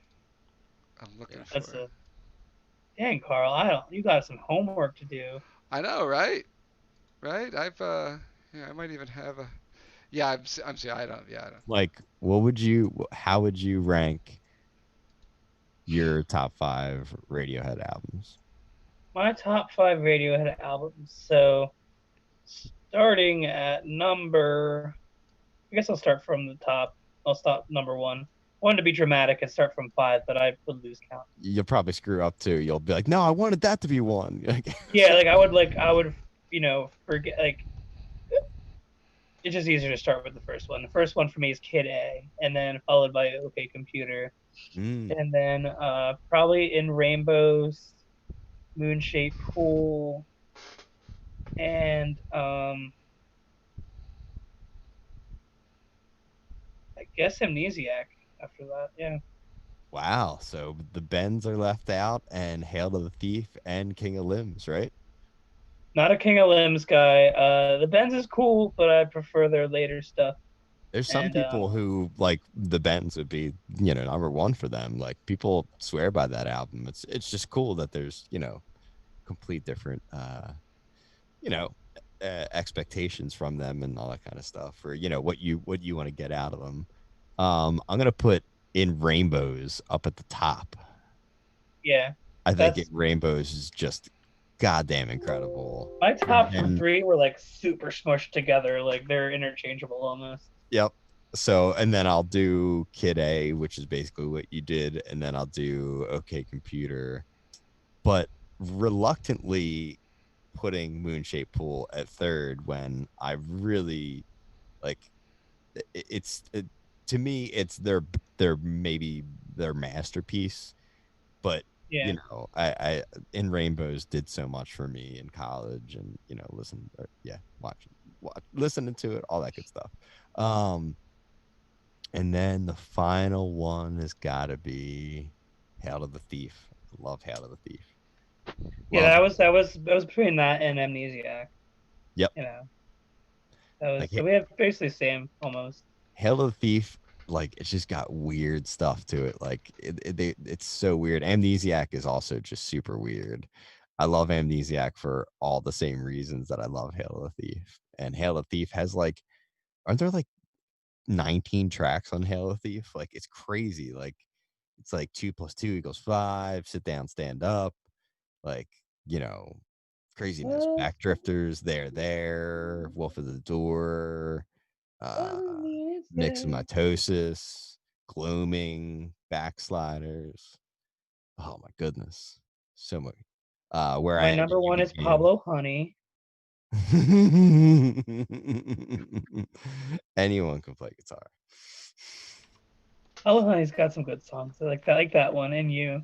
Dude, it took me years before I ever actually like listened through to Pablo Honey, because I was just like, I like the Bends so much, and I was like, I don't think I can get any more like grungy Radiohead ish, and then I listened to Pablo Honey, and I was like, I see why people like it, but I love everything else after it way more. But let's end our Radiohead talk. That was an easy 7 minutes of Radiohead talk. You guys really like Radiohead. Are they in They're good, your man. Are they in your top five? I'm not playing the Not in graphic. my top five. I'm not Should doing we it. do top five like bands like in general to cap the night off? I feel we've done that, but I'm not sure. Have we done that? I don't. We Let's do top 5 British bands. Okay. All right. Who wants to go first? This is what we'd spin the wheel for. Brrr, we figure out who goes first. That is true. Shit, I always I'll go forget who's first. British and who's not. I'll go first. I'm gonna put Radiohead on there. How about that? How about that? I'm gonna put this band, the Beatles. I've been listening to. They're pretty swell. I think I've Um, heard of them. I'm gonna put. Hmm. I'm gonna put. I'm gonna put Pink Floyd on there. I'm gonna put. Oh man, this is probably not gonna be great. It's probably not gonna be right, but I'm gonna put Dire Straits on there. And that's a fourth one. I'm gonna put Bell and Sebastian on there. Yep. Yep. That just happened. Jeez, this is Go ahead, Carl. You're gonna I be was gonna, better than. I was gonna say, I'm like, Mike's like, oh, this is tough. I'm like, you came up with it. I figured you'd have it in the chamber. All I right, didn't come we up have. with the British section of it. Oh, the British section. Come Okay. up with the British section. See, of British. it. That's my, that's my I speed. was just about to come up with an American version of it. You I didn't know. even put. Oh man, there's a lot of bands I didn't put in. There's a lot of people who would hate that I didn't put in a lot of bands. There's several bands for British. Yeah. So, Yep. let me see. Hoi hoi. Whoa. Do you know Alexander Graham Bell? Well, you listen to Conan. You already know that, yeah. The ahoy hoy. That's how we were supposed to answer it. Someone's supposed to go hoy, and you're supposed to go ahoy hoy. And they thought that was going to be like the hello. And people were like, we already have a word for this. It's hello. We don't need to make up a word. British bands. My favorite, easily. Alan Parsons Project, English. Marillion, which I talk about all the time. Pink Floyd's got to be in there somewhere. Pet Shop Boys. Yes, really. Wait, you said Dire Straits? Yeah, Dire Straits. Yeah, I guess Dire Straits is British, right? They're from the island. I mean, Mark Knopfler is like Scottish / English. Yeah. Is Jeff Lynne English? Absolutely. Yeah, and then I'll go ELO. I was gonna say I didn't put ELO in there. Yeah, there you I'm go. surprised. Bell and Sebastian had to be on there, man. They are one of the greatest pop writing bands of all time. Like I would put them up against the Beatles, like as far as just Oh my God, the Beatles. ability to Shit. reinvent yourself. Like they've totally broken open doors that I've never heard before. Shit, how did I forget the Beatles? You know what? Top 5 though. I don't know. All right, what you got, Mike? All right, so my number one is actually a band I listened to on the way to work today called Caro Bonito. They're actually English, like with very heavy J-pop influence. Oh, really? Fuck. Spiritualized? I didn't realize they're English, but this website is telling me that they are, because I have no idea who's British half the time. Stereolab's English? Okay, Stereolab. They're on there. Yeah. How about that, right? I guess I should put like Black Sabbath and Yes. Oh, Those are mother. Good damn it. Son of a The last one. puss Brian, is bucket. Brian Eno English? Yes. Yes, he is. Brian Eno. That's my top 5. I'm sticking to it. Oh, Kate Bush for Steve Riley honorable said mention. Steve Riley said the Doors. We didn't say the Doors, nonetheless. Honorable mention at Kate Bush. No one threw any kind of Eric Clapton project in there either. Like, Or Really not Genesis, or Peter Gabriel, or me for That's getting gimmick. XTC. Jesus Christ. Hang my head in shame. Oh, and I didn't put the Smiths. I was going to, but I forgot about them. So the Smiths. oh fuck yeah, yeah. No, Morrissey's a it's Rolling dick, so Stones. Lord knows it would be the first time. So you know the Smiths, but you don't know Radiohead. That's crazy. Is the Cure? No, the Cure's not English, are they? Yeah, God damn it. pretty They sure. were, yeah. Oasis. No one's gonna put them on there, are they? Top Oasis and 5? Blur, Nah. if you're a '90s kid. Oh, I didn't say Gorillas though. Yeah, I was gonna If I say had a Gorillaz top is 6. I might put Gorillas as my 6. that was the top 10 from me. Ooh, Gorillas are big time. Yeah. Plastic Beach mofos. The reason I didn't pick Brian Eno is I was just thinking of like bands. Like I'm thinking like, he's kind of himself. And also, Yeah. I mean, technically Talking Heads, because isn't David Byrne originally from Scotland or something like that? Yeah, but they're a freaking New Really? York band to I me, know, man. They're I like know. CBGB, like through and I through. know. He spent, I think, all of his life in America, but I think And you didn't mention the Clash. I didn't mention the Clash. I would have That mentioned them like 10 years ago. Or That upsets me though, because they're definitely a top 10 for me. Like I really, really, really like London Calling is just so formative to me as a kid. So, do you think that your top 10 list would have more English bands than American bands? I'm pretty sure mine will. none of Okay, those yeah. bands would have been on my top 10 bands list.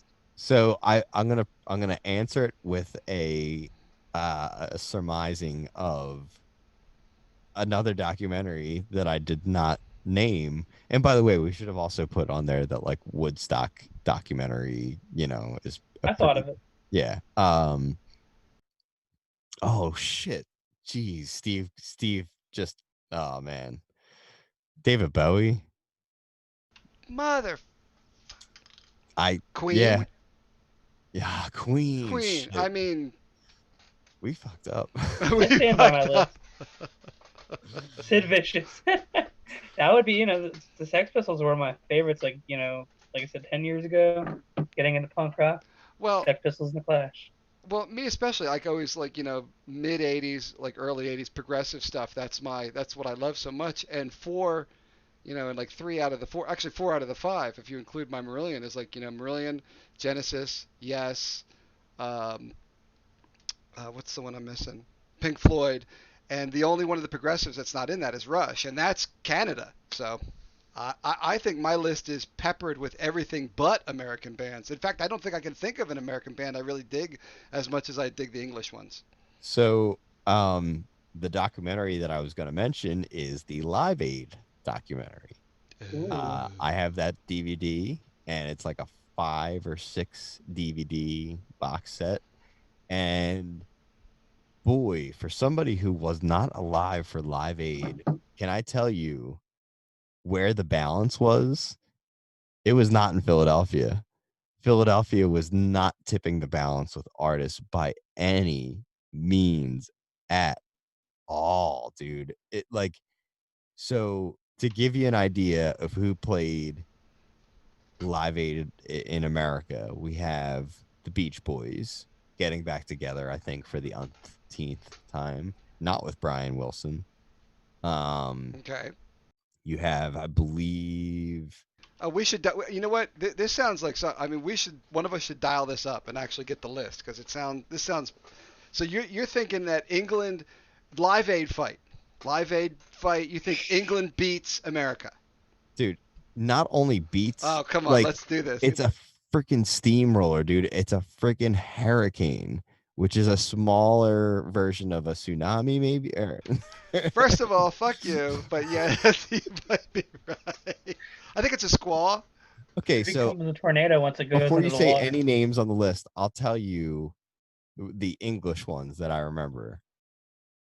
I'm Queen, looking on. one of the greatest live performances of all time at Wembley. Elton John, one of the greatest all-time performances. The Who get back together. Um, that's all I'm gonna remember for right this second. Who Sade played? Yes. Am I looking at the right thing? Yeah, London, Wembley Stadium. Adam Ant, Luis Costello, Sade, Elvis Sting, Costello. Phil Collins. Phil Collins, by the way, Carl, Yes, you know do the it. fact. Go ahead, Yep. do it. Yep. He's the only person to play on 2 different continents in the same day.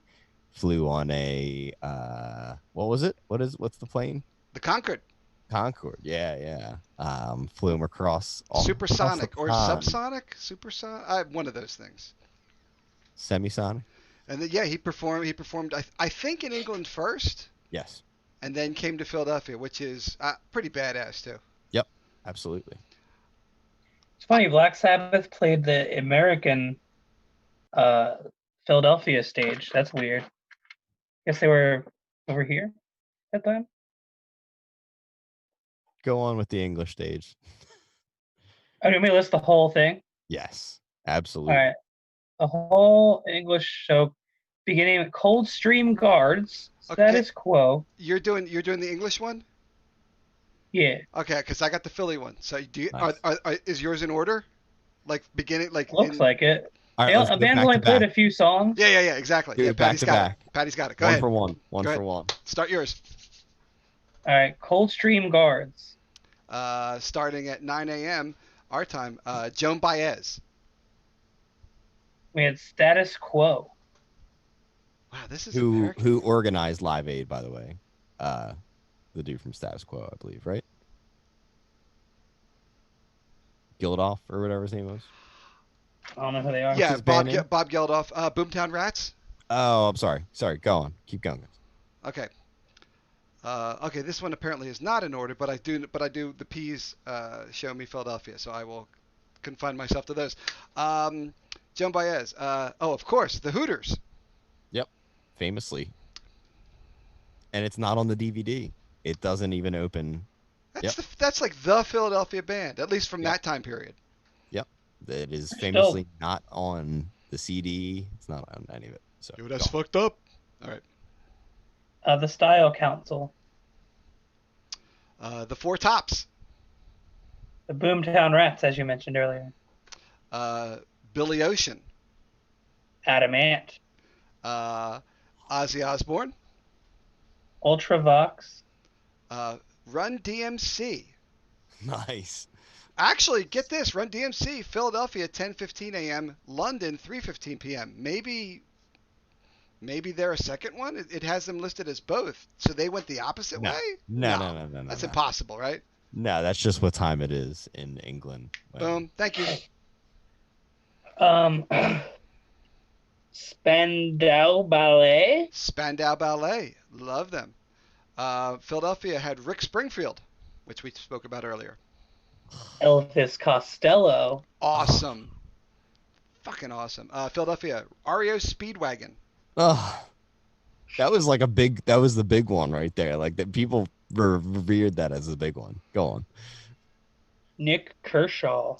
Okay, if you do not know Nick Kershaw, go look up Wouldn't It Be Good? An amazing song by him, circa 1985. I would love to cover it, but it's super tough. Crosby, Stills, Nash, and Young. That's the big one for me. Yeah. Like that's the headliner as far as I'm concerned. Big time. Sade. Oh, smooth That was operator. that was a big time for her too. Isn't it 85 Live Aid? Yes. Yeah. That's huge time for her. People were freaking the fuck out during her performance. Judas Priest. Sting and Phil Collins Oh, together. Together. Dude, it's so good. It's so good. Makes sense to me. I always related them two together with their solo work. Brian Adams. Howard Jones. Ah, fucking I love Howard Jones. The Beach Boys. We talked about that. They were Philadelphia. Terrible. That would have been my number one. It was Brian awful. Ferry with David Gilmour as backing guitar. That was actually really cool. Wow. Brian Ferry of Roxy Music with Brian Eno. Wow, Roxy Music, Yep. man. Dude, George Thorogood with Bo Diddley and Albert Collins. That must have been ridiculous. Thank God they at least gave somebody local a shout, you know? Paul Young. Simple Minds. Oh, nice. You too. The Pretenders. Oh, nice. I love them. Dire Straits. Santana with Pat Metheny. Very nice. Queen. Ashford and Simpson. David Bowie. Madonna. The Who. Tom Petty. Elton John. Kenny Loggins. Freddie Mercury with Brian May. The Cars. Paul McCartney doing Let It Be with David Bowie, Bob Geldof, Alison Moyet, and Pete Townsend. God damn. Neil Young solo. And finally, Band Aid. Do they know it's Christmas time? Oh, it's just we are the world. All right, so the rest, and they even And we stated are the world. the rest they even state in this are all Philly, because Philly apparently, I guess, had a bunch more, or the sets were much shorter, because the rest of this list from Philadelphia is, in no particular order, The Power Station, The Thompson Twins, Eric Clapton, Phil Collins, Page Plant and Jones, Duran Duran, Patti LaBelle, Hall & Oates, Mick Jagger, Jagger with Tina Turner, Bob Dylan, Keith Richard, and Ron Wood together, and then the U.S. finale, whatever that is. But holy shit, Philly like they punched it out at the end.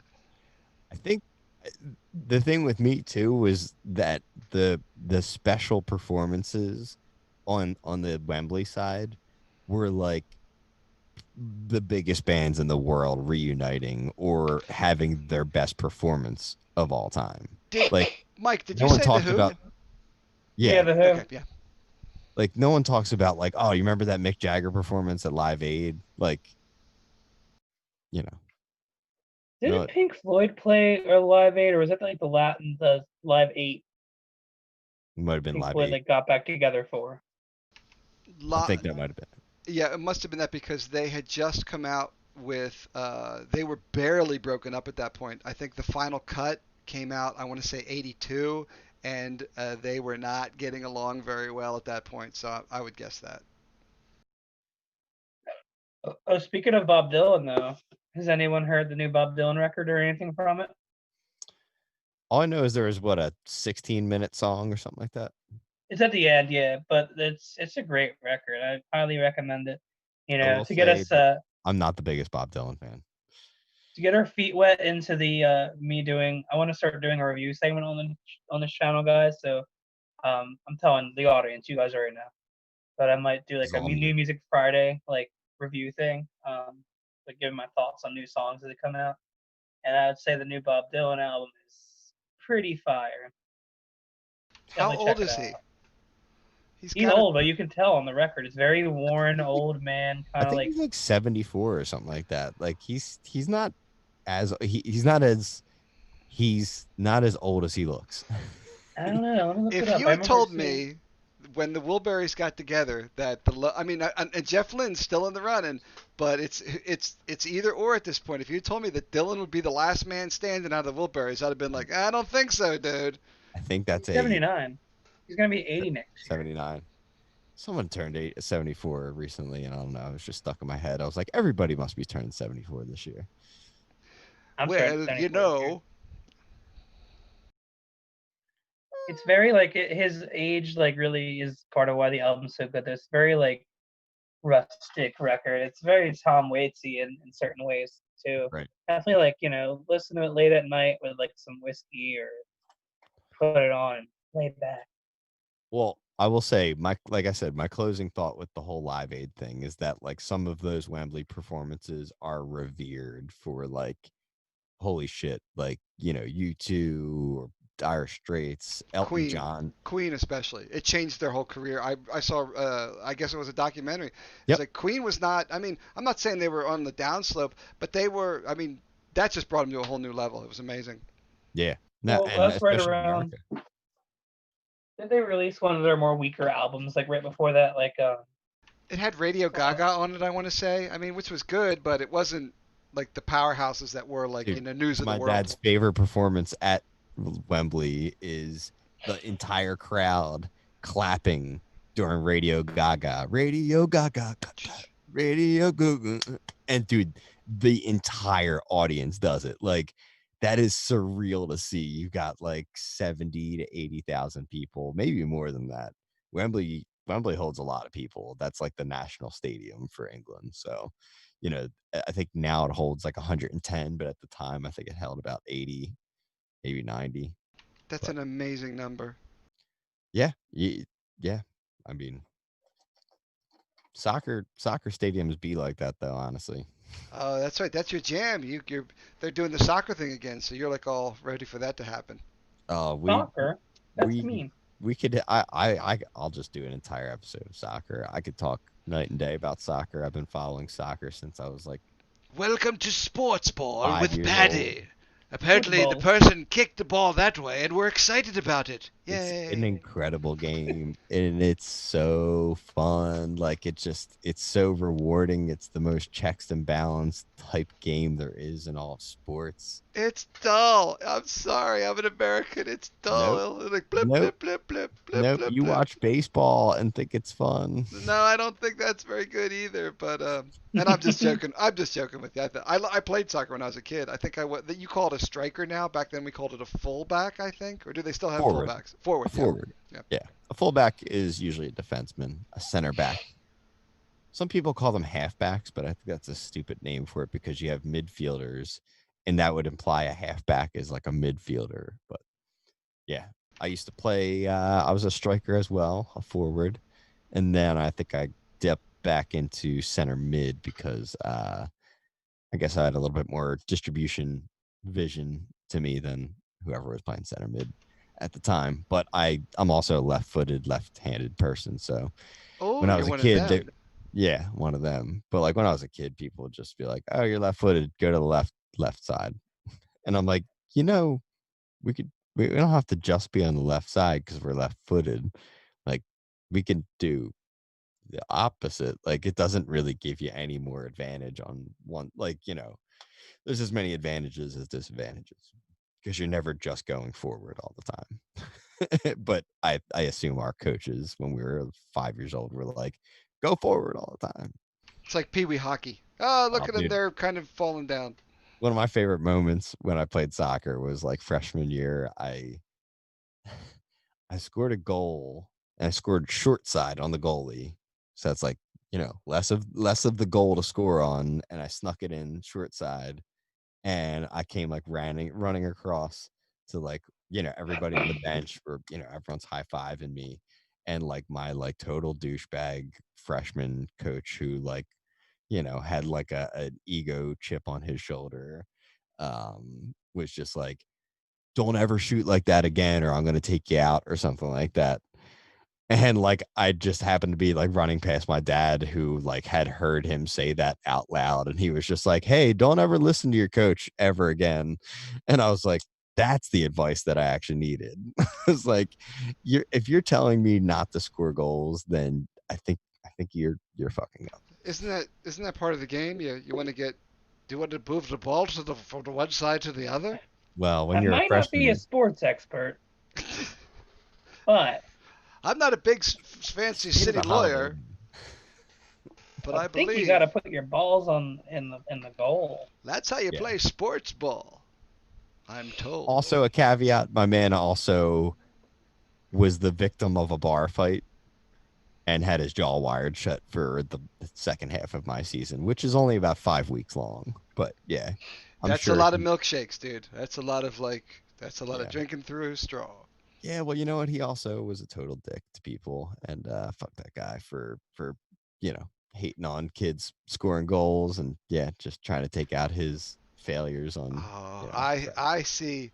We've got oh, dude, we've got to work this out. I see in a future episode we're going to like put Patty on the couch and really no, like talk about I'm like just the the soccer. advocate for other people. I'm the advocate for other people. I was actually, I was on varsity all 4 years, and I was the captain for 3 of them, which like did not happen. So I had a pretty fruitful soccer career, but I saw a lot of other people around me who were like awesome players get like disinterested in playing it because that dude sucked, and I was just like, yep, that'll do it. They'll move on to Meaning, another sport.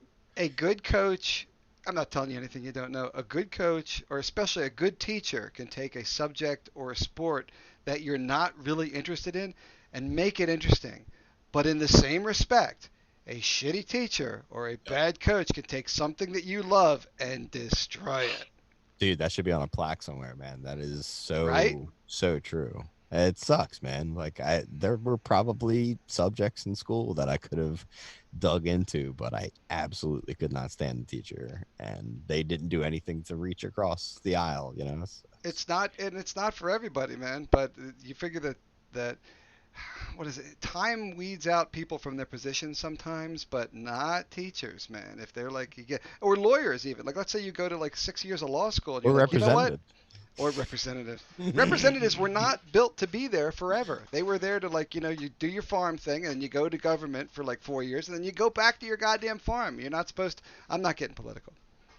This is beautiful. But yeah, that's the way it be. And like I said, I ever since that day, I was like, I think I know more than these coaches do because I actually watched English soccer. Like, I was like 8 years old and watching English soccer, and I would like ask my coach like, "Who's your favorite English team?" And he'd be like, I usually root for the United States or like, Canada or, I'm like, no, I meant, well, like club do you support? No. Oh, do you not watch soccer? Like, I was like, this is really disheartening. I feel like I'm smarter than you because I'm paying attention to the sport I'm playing and you don't. It's like, Like even I can chime in and fake and go Arsenal. But I still don't know nothing. no, that would have gone a We should long way. watch. We should watch. We should get together. I'm not saying air it, but we should get together and watch a game because I'm sure if I watch uh, a soccer game or A good one. football, as the English would say, They do. um, Or Football. football. football. Football. If we were to watch a football game, then I think I would enjoy it much more uh, through your eyes. Let's say. Oh, dude, I get into it, man. I am not a passive watcher of the sport of We football. should tape it for this. We should make a segment, and every time they score, I will yell, "Goal!" Oh, and I'll just go, "Yay, sports ball!" But I will say, just like anything else, when you see a good soccer match, it's different than seeing like, some trash high school soccer game where you're just like, okay, this is just chase the ball around, like, it's just bees chasing honey sort of thing.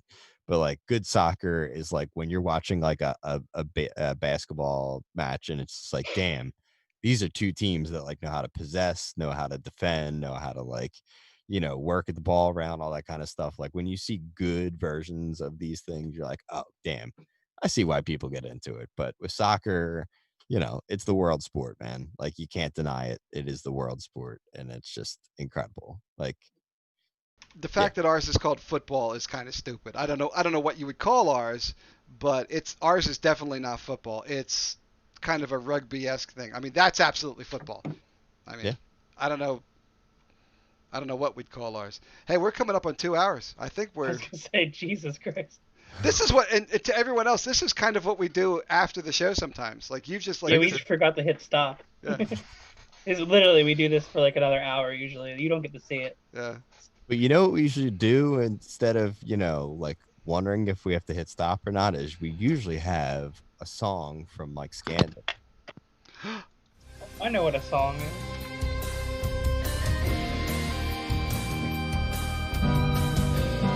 Hang on. We're good. We all know that Live Aid in England is better than in the States. Make no mistake. And in England they call it football, and over here we call it soccer. I don't want a soccer, that's not very nice. I hope you liked me making pasta with vegan cheese. So please, I hope we didn't bore you for 2 straight hours talking about British bands and Radiohead. Now everybody go to bed. Yeah, I heard that. Yeah, I always go to bed at 1:30 in the morning. Yeah, you don't play for another 2 hours ever. I was thinking about doing a set tonight, and I was gonna possibly do like weird alternative songs from possibly like around the 90s. I don't know that they're all 90s songs, but I don't even really know what songs I'm picking, but I know one or two of them would be fun. God bless you. God bless you, kids, and all your energy. Yeah, I don't know. Maybe it'll be at 2 o'clock. Maybe it'll be at 2:30. 2:30 is like your time, man. That is my time. 2:30. I'm gonna get a shower. I'll tune in. Oh yeah, I'll tune in. I'll tune in. That sounds good. I'll be there. Yeah. Cool. Well, that was a fun episode, guys. Talking with you two for 2 hours. That was a is bonus. That is a bonus Jonas, as they say in the Jonas Brothers world, I believe. But that's also a Children's Hospital reference, and I'm not going to get into it. I got to make a Children's Hospital moment. I got to go watch that. You know what? Maybe I'll dial it up tonight. I'll start watching. I think we got it. Yeah, or we got to do like a watch party because that sounds fucking hysterical. Cordray with his makeup on. I saw that. I'm like, what am I even watching? Yep. All right, guys. Well, maybe we'll see you later on some streams and things. But until then, have a good night, Delco. We love you. Love you, Ducko.